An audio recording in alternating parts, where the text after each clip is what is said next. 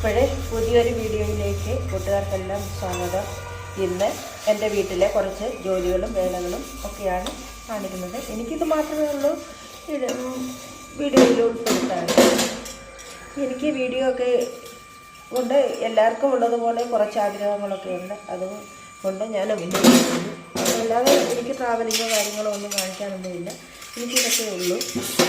അപ്പം കൂട്ടുകാരെല്ലാം എന്നെ ഒന്ന് സപ്പോർട്ട് ചെയ്യുന്നുണ്ട്. അപ്പോൾ നമ്മുടെ വീഡിയോയിലേക്ക് പോകാം. ഇഷ്ടമുള്ളവർ കാണുക, ഇഷ്ടമുള്ളവർ സപ്പോർട്ട് ചെയ്യുക. അപ്പോൾ വീഡിയോയുമായിട്ട് മുന്നോട്ട് പോകാം. എനിക്ക് എന്തായാലും ഞാൻ കുറച്ച് വീഡിയോ ഇടുക, ആര് കണ്ടാലും കണ്ടില്ലെങ്കിൽ. അപ്പോൾ പോകാം വീഡിയോയിലേക്ക്.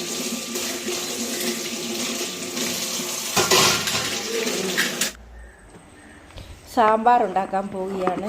ഇപ്പം രാവിലെ ഞാൻ ഗോതമ്പ് ദോശയാണ് ഉണ്ടാക്കാൻ തീരുമാനിച്ചിരിക്കുകയല്ല. ഗോതമ്പ് ദോശയ്ക്കുള്ള തേങ്ങയും ഗോതമ്പ് പൊടിയും കൂടെ ചേർത്ത് ഞാൻ മിക്സിയുടെ ജാറിലൊന്ന് ഇട്ട് അതൊന്ന് അടിച്ചെടുത്ത് അതിന് ശേഷം കുറച്ച് നേരം ഞാൻ വെച്ചിരുന്നു.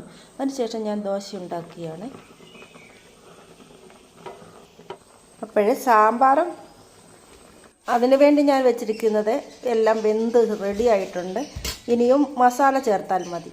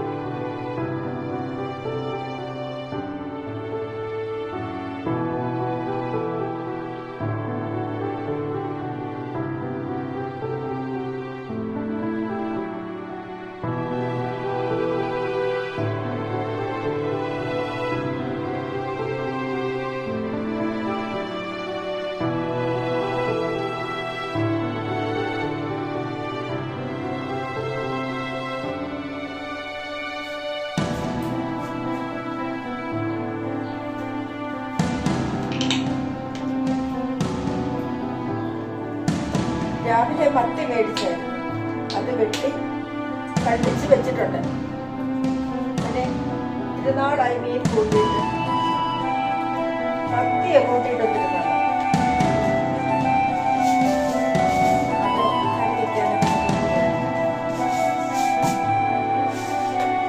അത് പിന്നെ വെളിച്ചെണ്ണയൊക്കെ ഒഴിക്കുന്നത് സൂക്ഷിച്ച് വേണ്ടേ. കുറച്ച് വെളിച്ചെണ്ണ ഒഴിച്ചു.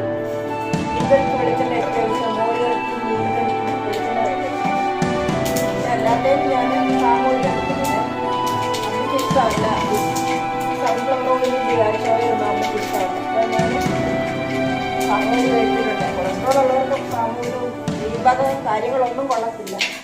എങ്കിലും ഞാൻ അത് വാങ്ങിച്ച് വെച്ചിട്ട് സ്വല്പം ഒഴിക്കുന്നുണ്ട്.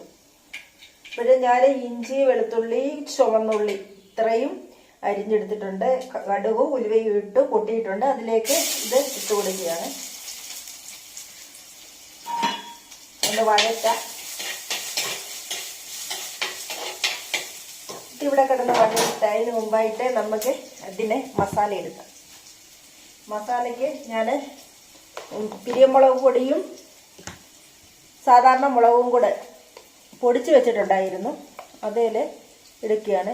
ഒരു അധികം ഇല്ല, 1/2 കിലോ മത്തിയേ ഉള്ളൂ. ഏകദേശം ഒരു 4 സ്പൂണ് മുളക് പൊടി എടുത്തു. 4 സ്പൂണെന്ന് പറഞ്ഞാൽ 2 കൂടാണ്. ഇത് എരിവ് വേണ്ട, അരപ്പും വേണ്ട. പിന്നെ മഞ്ഞൾപ്പൊടി,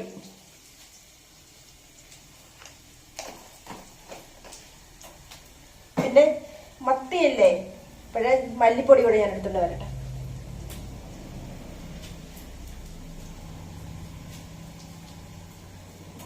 അപ്പം കുറച്ച് മല്ലിപ്പൊടി കൂടെ ചേർക്കുക, ഒരു സ്പൂണ് എടുക്കാം. അപ്പം ഇതെല്ലാം കൂടെ ഇപ്പം ഇതേശം നന്നായി വഴന്ന് വന്നിട്ടുണ്ട്. ഞാൻ കുറച്ച് വെള്ളം കൂടെ എടുത്തോണ്ട് വരട്ടെ. പിന്നെ വെള്ളം വെച്ചിട്ടുണ്ട് ഇവിടോട്ടെ, നമുക്ക് ആവശ്യമുള്ളപ്പോൾ എടുക്കാം. അപ്പോഴേ ഇത് നന്നായി വഴന്ന് വന്നു. ഇതിലോട്ട് ഞാൻ ഈ മസാല ആഡ് ചെയ്യുകയാണ്.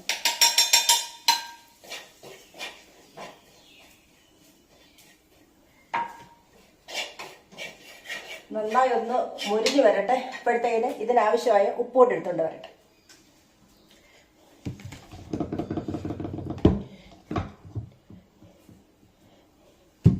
ഇന്ന് ഞാൻ ഇടുന്നത് കല്ലുപ്പാണ്.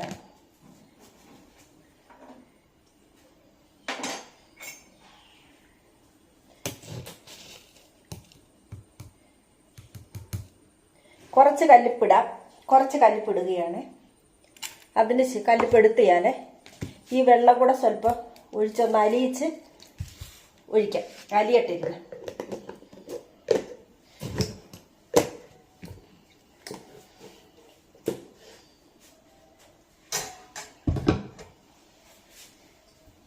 നമ്മുടെ മസാലയൊക്കെ മൊരിഞ്ഞ് വന്നിട്ടുണ്ട്, നന്നായിട്ട് മൊരിഞ്ഞിട്ടുണ്ട്.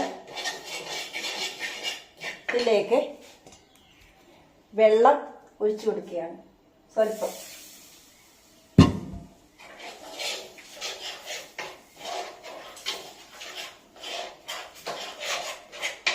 ഈ വെള്ളത്തിൽ കിടന്ന് ഈ മസാല ഒന്ന് വേകട്ടെ. അതിനുശേഷം ഉപ്പും വീണ്ടും വെള്ളവും കൂടെ ഞാൻ ഒഴിച്ചു കൊടുക്കും. വെള്ളം ഒഴിച്ചത് എത്രയാന്ന് വെച്ചാൽ ആ വെള്ളം ഒന്ന് പറ്റി വരും. പറ്റി വന്ന ശേഷം വീണ്ടും ഞാൻ വെള്ളം ചേർത്ത് കൊടുക്കും. അമ്മയ്ക്ക് തേങ്ങ അരച്ച്, എനിക്കിഷ്ടമാണ് തേങ്ങ അരച്ച് വെക്കുന്നത്, പക്ഷെ അമ്മയ്ക്ക് തേങ്ങ അരച്ച് വെക്കുന്ന കറിയൊന്നും ഇഷ്ടമല്ല.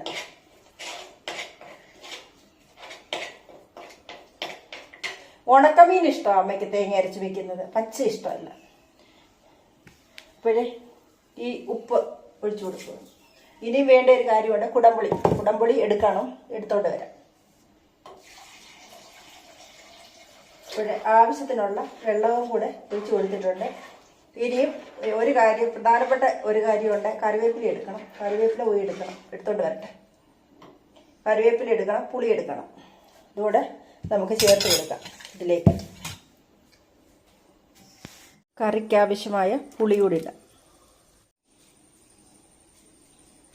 അപ്പോഴേ നമ്മുടെ മീൻ കറിക്ക് വേണ്ടി അരപ്പിട്ടിട്ടുണ്ടായിരുന്നു. ആ മസാല തിളച്ചോ ഇല്ലയെന്ന് അറിയാം. തിളച്ചിന് കഴിഞ്ഞിട്ടേ നമുക്ക് മീനിടാൻ പറ്റൂ. ആഹാ, നല്ലതായിട്ട് തിളച്ചു. ഇപ്പോഴേ വെള്ളത്തിലെ മത്തി കഷ്ണിച്ചിട്ടിട്ടുണ്ടായിരുന്നു. ഇപ്പോഴേ വെള്ളത്തിൽ നിന്ന് വെള്ളം ഇല്ലാതെ വാരി അരപ്പിലേക്ക് ഇടുകയാണ്.